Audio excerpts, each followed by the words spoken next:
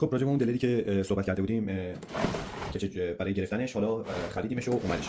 حالا من کلامشو باز کردم، اینجا یه دونه کلم داره دیوالت، معمولا یه دونه بس کمربندی میزنم اینجا، بعد برای کلم کردنش همین، هیچ چیز دیگه نداره. باکسش اینطوریه، چیز جالبیه که آدم بخواد ببره واسه گذاشتن پیش رول پلاک و اینا، چیز جالبیه. ابعاد و اندازه‌ش هم تقریبا اینه و یه دونه خطش هم داره که بخوایم چیز بکنیم، بخوایم متر بگیم چقدر بره توش، میتونیم اینو میزوم بکنیم که من چون استفاده نمی‌کنم، فکر نمی‌کنم کسی استفاده بکنه چون که کارهای خیلی حساسی بخواد باشه که حتما باید اندازه‌ای بره تو.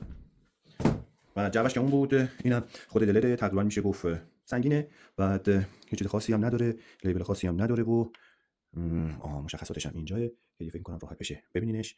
بعد اینم که با پیچ معمولا این چرخه تنظیم میشه، یه باتری هم می‌زنیم بهش. معمولا واسه این دلر رو باید باتری یه ذره قوی‌تر گرفت، بخاطر اینکه زود تموم میشه اگه باتری کوچولویی بخوایم بگیریم. مثلا این باتریه که اینو بیشتر به درد دلر شارژی و کارهای ابزار کوچیک‌تر می‌خوره اینا، چون زیاد باش کار میشه، بهتره که قوی‌تر باشه. اینم اگر وسط باشه که کار نمی‌کنه قفل میشه، بعد بدیم حالا یا چپ یا راست که کار کنه. بعد این که حالت چکشی داره، این هم چکشی کار می‌کنه، هم سوراخ می‌کنه که حالا من اون چیزی که آوردم متری که آوردم متری کوچولو اول آوردم که ما به این دلر رو میگیم 4 شیار که 4 تا شیار داره، 2 تا شیار نگهدارنده چپ و راست داره و اینم برای اینکه در نیاد که یه بوربرینگ ساچمه میفته این تو که در نیاد. این یه ذره بعد بعضی موقع بچرخه که جا بره، حالا نوعی یه ذره سخت میشه. وقتی اینجا رفت نمی‌خواد اینو بالا پایینش بکنیم که جا بره، دیگه قفل میشه در نمیاد، ولی واسه در آوردنش اینو میدیم پایین در بیادش. خب بعد اگرم حالا مثلا اون یکی که زدم حالا بر حسب اتفاق دقیق رفتش، یه ذره میچرخونیمش خودش میدیم پایین. بعد این مته 4 شیار باید بهش بخوره، یعنی مته های معمولی به این دلرا نمیخوره. من بعضی از دوستانم رفتن خرید کردن همین دلر رو، حالا شبیه به این دلرای 4 شیار گرفتن ولی مته معمولی گرفتن. این مته های معمولی که حالا سر الماسه هم داره، اینا به این دلرا نمیخوره، اینا دلرای معمولیه، بعد به این دلرا نمیخوره.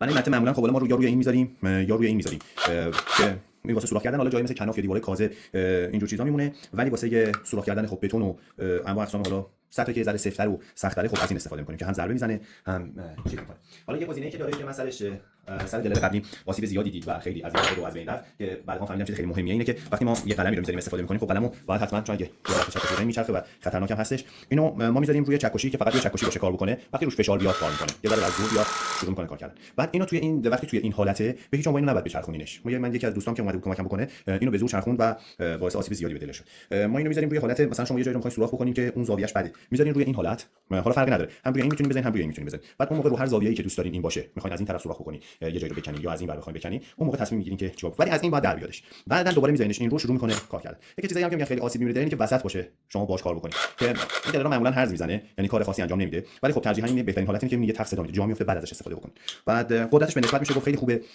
حالا من دلر قبلی که از تعمیرگاه بیاد هم راجع به اون صحبت می‌کنم، میگم که چه تمیز شد و بعد و این که چیز باشه دیگه راجعش بتونیم بیشتر حرف بزنیم. بعد این خوبیه این متاهایی که 4 شیاره هستش، اینا خوبیشون اینه که قدرت‌های زیادتری دارن، میتونن که با متاهای بلندتر 40 سانت 45 سانت مثلا شما سوراخ‌های خیلی عمیق‌تر و بزرگتری بزنید. یکی از حسناشون اینه. بعد مثلا الان چون لاستیکش خیلی نوعی ذره سخت میره و میاد، بعد گیری زدن توش هم تلاش کنید که فراموشش نکنید، حتما یه گیریسی بزنید تاش که این یه ذره چرب باشه به خاطر اینکه آسیب کمتری ببینید. بعد یکی از چیزایی که ما که دوستامون خیلی، یعنی الان این سه تا سه تا قلم شیکون، بیشترش به خاطر این بود که فشار خیلی زیاد می آورد، خیلی نباید روی اینا فشار بیاریم، یه مقدار با وزن خودشون که فشار نیاریم، اینا خودشون اگه دقت کنین که یه جایی گذاشتن برای این گزینه که ما اگر بخوایم فشار بیاریم، من تا یه حدی واسه فشار نمیتونیم کل وزنمون رو بندازیم روی این ابزارها و استفاده بکنیم. بعد البته بستگی به ابزار هم داره، خب اینا خیلی قوی نیستن. متاهایی داریم دلرایی داریم که از اینا خیلی قوی ترن، خیلی هم کلوفتر هستن. بعد اونا اگر اشتباه نکنم بهشون میگن 5 شیار، چون مثلا این 4 تا شیار نداره، یه شیار اضافه داره، قدرت خیلی بیشتری داره، خب مسلماً فشار و زور خیلی بیشتری هم میتونی بهش بیاری. ولی اینا اینطوری نیستن، اینا اینطوری نیستش که هیچ فشاری روش نیاری، اینطوری هم نیستش که یه روش آویزون بخوای بشی کلا چک بکنی. من هم سفارش دادم از آمازون برام اومد، چون متام چیزام شکسته بود، دوستان گفتن دو سفارش کن، به خاطر همین چند تا سفارش دادم، قلم سفارش دادم واسم بیاد، ماکیتا سفارش دادم. نه ماکیتا قیمتش هم خیلی خوب گذاشته بود توی آمازون، اگر اشتباه نکنم 4 یورو گذاشته بود هر یه قلمو و میشه گفتش که فوق العاده ارزون بود، تخفیف خیلی خاصی خورده بود. بعد من قلم ماکیتا 2 تا قلم گرفتم، اصلا اینکه دوباره این دوستان مگه زد چیکون دوباره یه دونه یدک داشته باشه.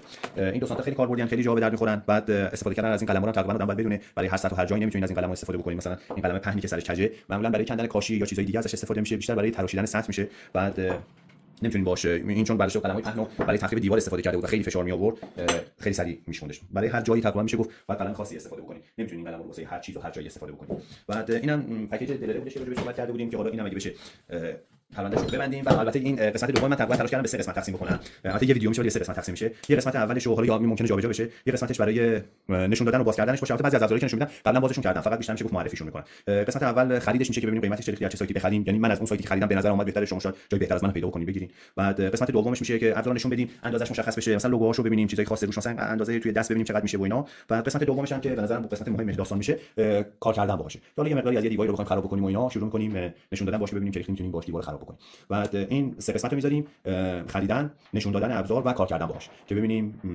این ابزار اصلا چه ریختیه و به درد کار شما اگر خورد که این ابزار رو بخرید. حالا اینجا میذاره شلوغ و اینا، به خاطر اینکه الان اینجا ما داریم بازسازی می‌کنیم، بعد به خاطر همین چی خیلی یعنی محیطمون عوض میشه. الان اینجا چند تا کار داریم انجام میدیم، بعد اینا رو دوباره بریم جای دیگه، این میزه جابجا میشه توی خونه و بعد این خونه رو یکم باهاش آشنا میشیم، چون که بیشتر کار ما اینجا و این ابزارا نصفش خریدن برای کاری توی همین خونه است.